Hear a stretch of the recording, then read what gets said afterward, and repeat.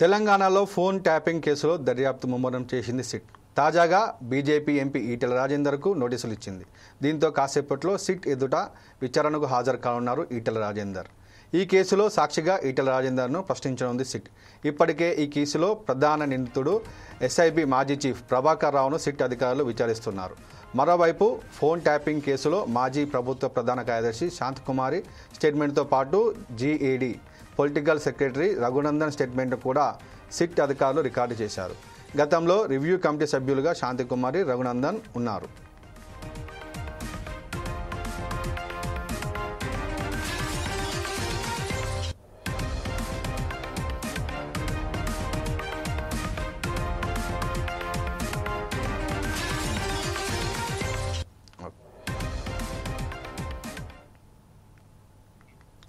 ప్రభాకర్ రావు ఇచ్చిన ఫోన్ నెంబర్లను review committee చైర్పర్సన్గా ఉన్న శాంతికుమారి డిఓటీకి పంపించారు.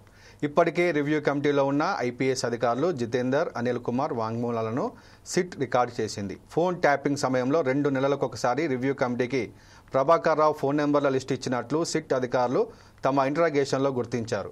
గత సాధారణ ఎన్నికల సమయంలో పెద్ద మొత్తంలో లిస్టును రివ్యూ కమిటీ కన్ఫర్మ్ చేయగా 2023 నవంబర్లో 618 ఫోన్ నెంబర్లను రివ్యూ కమిటీ ద్వారానే ప్రభాకర్ రావు పంపించినట్లు ఐడెంటిఫై చేశారు. కాగా ఈ 618 ఫోన్ నెంబర్ల వ్యవహారంపైనే సిట్ అధికారులు స్టేట్మెంట్స్ రికార్డ్ చేస్తున్నారు. దీనిపై మరింత సమాచారం మా ప్రతినిధి లెనిన్ అందిస్తారు. లెనిన్, చెప్పండి. ప్రసన్న, ఏదైతే ఫోన్ ట్యాపింగ్ దర్యాప్తు అయితే ముమ్మరం చేశారు. ఈ నేపథ్యంలో ఈ రోజు ఏదైతే మల్కాజ్గిరి ఎంపీ ఈటెల రాజేందర్ అయితే సిట్ ముందుకు హాజరుగానున్నారు. గత ఎన్నికల సమయంలో ఈటెల రాజేందర్ ఫోన్ ట్యాప్ అయిందనే నేపథ్యంలో సిట్ అయితే గుర్తించింది. ఈ నేపథ్యంలో ఈటెలకైతే నోటీసులు ఇచ్చి సిట్ ముందు హాజరు కావాలని చెప్పేసి చెప్పడం జరిగింది.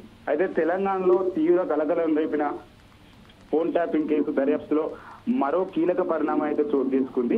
ఈ కేసుకు సంబంధించి ప్రత్యేక దర్యాప్తు బృందం అధికారులు తాజాగా రాష్ట్ర ప్రభుత్వ మాజీ సీఎస్ శాంతికుమారి, సాధారణ పరిపాలక ముఖ్య కార్యదర్శి రఘునందన్ రావును విచారించారు.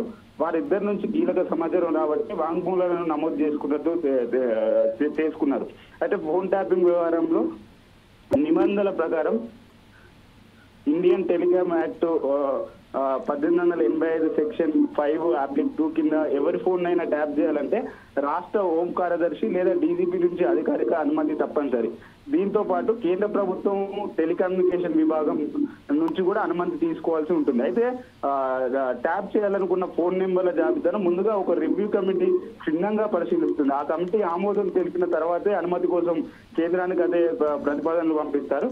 గత ఎన్నికల సమయంలో ప్రభాకర్ రావు నేతృత్వంలో రాష్ట్ర ప్రత్యేక నిఘా విభాగం సుమారు 618 ఫోన్ నెంబర్లను ట్యాప్ చేసేందుకు రివ్యూ కమిటీ ప్రతిపాదించినట్లయితే సమాచారం. అప్పట్లో ప్రభుత్వ కార్యదర్శిగా బాధ్యతలు స్వీకరించిన శాంతికుమారి ఆ జాబితాను టెలికాం అనుమతుల నిమిత్తం డాట్ కు పంపారని సిట్ దర్యాప్తులో వెళ్ళినట్లు విశ్వనీయ సమాచార వర్గం సమాచారం. అయితే ఏదైతే ఫోన్ ట్యాపింగ్ వ్యవహారం సంబంధించి ఏదైతే దర్యాప్తు అయితే ముమ్మరం చేశారో ఇప్పటికే దాదాపు అటు కాంగ్రెస్ కు సంబంధించినటువంటి కొందరు నేతల నుంచి అయితే సిట్ విచారణ చేస్తున్నది. అలానే గతంలో ఎవరెవరైతే దీనిలో ఉన్నటువంటి సినీ పరిశ్రమకు సంబంధించినటువంటి కొంతమంది ఫోన్ల నెంబర్లను, అలానే ఏదైతే జర్నలిస్టులకు సంబంధించి కొన్ని ఏదైతే కీలకంగా ఉన్నటువంటి ఏదైతే వ్యక్తులు ఉన్నారో వాళ్ళకు సంబంధించినటువంటి డాటాను ఎలా చేశారని చెప్పేసి కూడా సిట్ అయితే విచారిస్తుంది. అయితే దాదాపు హార్డ్ డిస్క్ లను కూడా ఎన్ని అది దుర్వినియోగం చేశారో అసలు ఎట్లా జరిగింది అనే దానిపైన అయితే సిట్ అయితే ముమ్మరం చేస్తుంది.